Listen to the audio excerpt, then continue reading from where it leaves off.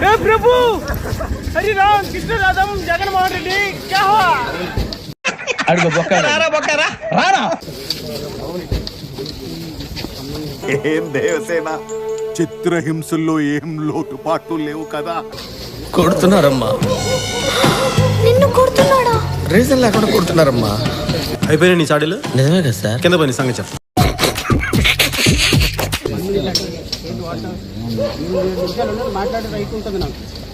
ఓ అరుస్తున్నాడు భయ్యుడు. ఎదురు మాట్లాడుతున్నారు.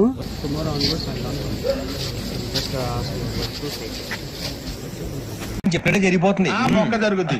అవన్నీ నమ్మే ఉంటే నీ ఫేస్ లాగే నువ్వు ఏదో కన్నాలేసుకు బతకాల్సి వస్తుందిరా. ఇది అంతిమ దినం. ఇదిగో బోయసరావు డిప్రెస్ అవ్వకండి.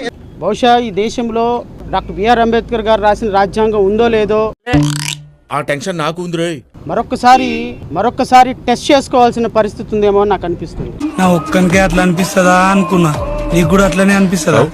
ఈరోజు రాత్రి 1:30కి పిఠాపురంలో గౌరవ న్యాయమూర్తి గారు ప్రశ్న రావణ్ నీకు వాడికి సంబంధం ఏంట్రా? కత్తికి బొచ్చుకి ఉన్న సంబంధం. స్టేషన్ బెయిల్ ఇచ్చేసేయండి, ఇది రిమాండ్కి ఇవ్వదగిన కేసు కాదు అని రిలీజ్ చేసిన తర్వాత ఏం జరిగింది? 5 నిమిషాల్లో సర్పవరంలో ఒక కేసు ఉంది అని మళ్ళీ అక్కడి నుంచి అరెస్ట్ చేసి చుట్టాడానో బయట వ్యాన్ ఉంటుంటది.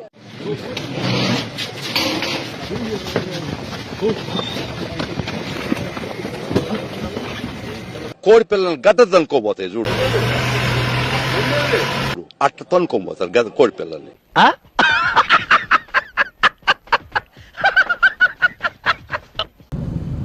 ఈరోజు కాకినాడ కోర్టులో ప్రవేశపెట్టారు. ఆడికి అలాగే అవ్వలేరా? వాళ్ళ భార్యకి ఇన్ఫర్మేషన్ ఇవ్వకుండా. అంటే నిజంగా ఈ రావణ్ అనేవాడి ఈ వ్యక్తి ఎవరైతే ఉన్నారో ఈయన తండ్రి గారికి ఒకవేళ ఆ వీడియో చూపించిన ఆయన కూడా గాండ్రించి చుమ్మేస్తాడు. ఇంకోసారి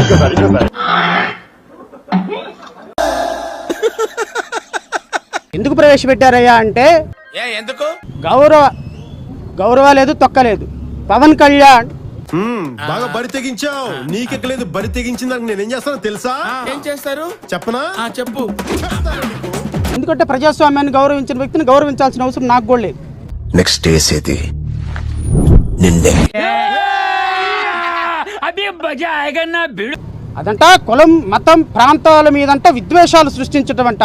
లోఫర్ నా కొడక, పెంట తినే నా కొడక, నా కొడక నువ్వు ఇస్కాన్ లో తరిమేస్తే హిందువులు, ఇస్కాన్ లో తరిమేస్తే నా కొడక, బయటకు వచ్చి అడుక్కు తినే నా కొడక దొరుకుతావు. దాన్ని ప్రమోట్ చేశాము, దాన్ని చూపించారు, అది తప్పంటండి. అయ్యి బాబోయ్, పిచ్చి బాగా ముదిరిపోయిందిరా మీకు. మళ్ళీ రాత్రి కేసు కట్టి ఈ రోజు మళ్ళీ కాకినాడ కోర్టుకు తీసుకొచ్చి ఎంత ఘోరం జరిగిపోయిందిరా. మీరు ఒక్కటే గుర్తుపెట్టుకోండి, మీ ప్రభుత్వాలు శాశ్వతం కాదు, రాజ్యాంగం శాశ్వతం.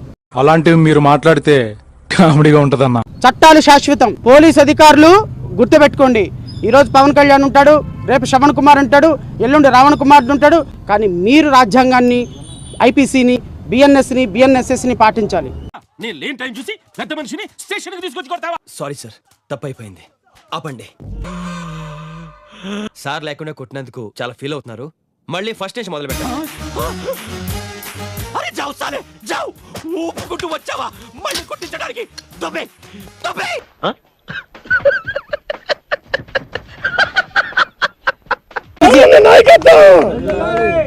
అయినప్పటికీ రావణ్ మళ్ళీ ఈ రోజు మచిలీపట్నం పోలీసులు తీసుకెళ్లారు.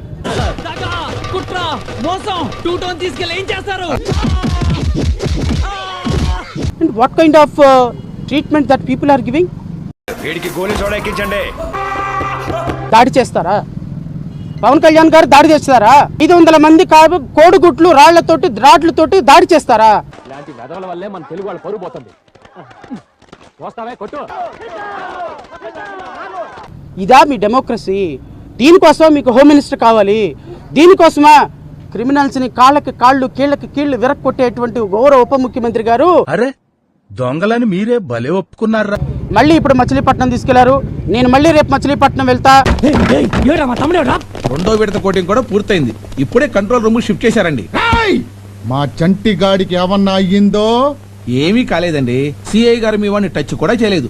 లేడీ కానిస్టేబుల్స్ అని కుమించారు. ఈ ప్రభుత్వం చేస్తున్నటువంటి దుర్మార్గ చర్యలని చివరి వరకు, కడ వరకు ఎంతవరకు పోరాటం చేయాలో అంతవరకు పోరాటం చేద్దాం. దయచేసి ప్రభుత్వాన్ని కూడా నేను హెచ్చరిస్తున్నా, మీరు చేస్తుంది చాలా తప్పు. ఒక సీఐ అంటాడంటండి జనసేన కార్యకర్తలతో, ఎందుకయ్యా ఇప్పుడు రేపు పొద్దున ఆయన వాయిదాలకు రాడా, అప్పుడు చూసుకోండి, ఇప్పుడు కొట్టడం ఎందుకు? మీ లా అండ్ ఆర్డర్కి శతకోటి వందనాలు. పర్లేదు సార్, వదిలేండి. బేసిక్గా నా జాతకమే అంతండి. మీ రఘురామకృష్ణరాజుకి శతకోటి వందనాలు, మీ ముఖ్యమంత్రి గారికి శతకోటి వందనాలు.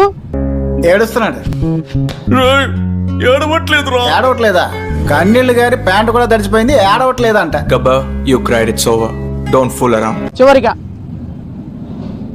మా లవ్లీ డార్లింగ్ రఘురామకృష్ణరాజు, చెప్పరా కాకినాడలో పుట్టిన కాకి నా కొడక. రఘురామకృష్ణరాజు గారు రాజ్యాంగం గురించి చాలా అద్భుతమైనటువంటి ప్రసంగాలు చెప్తారు. బట్ ఆ రాజ్యాంగంలో చెప్పినట్టు దళిత క్రైస్తవులు అంటే చర్చికి వెళ్ళకూడదంట, ఈ మహానుభావుడు పోరాడతాడంట, మీ వినాలంట.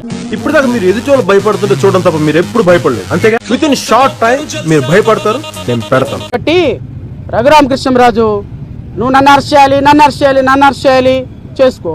ఏమవుతుంది? ఏమవుతుందయ్యా? దీన్ని తీసుకెళ్లి పగటిపూట అంతా లెటర్లు గడిగించండి, రాత్రిపూట మన కొత్తగా చేరిన కానిస్టేబుల్స్ ఉన్నారుగా, వాళ్ళకి వీడి మీద ఇంట్రాగేషన్ నేర్పించండి. 3rd డిగ్రీ, ఈ గోల్డ్ పీకడం, ఐస్ పెట్టడం, ఇలాంటివన్నీ. ఒక్కో రోజు ఒక్కో పోలీస్ స్టేషన్. చూడటం కాదండి, మీరు చెయ్యాలంతే. మీరు ట్రై చేస్తారన్నారంటే అది ఓకే అయిపోయిన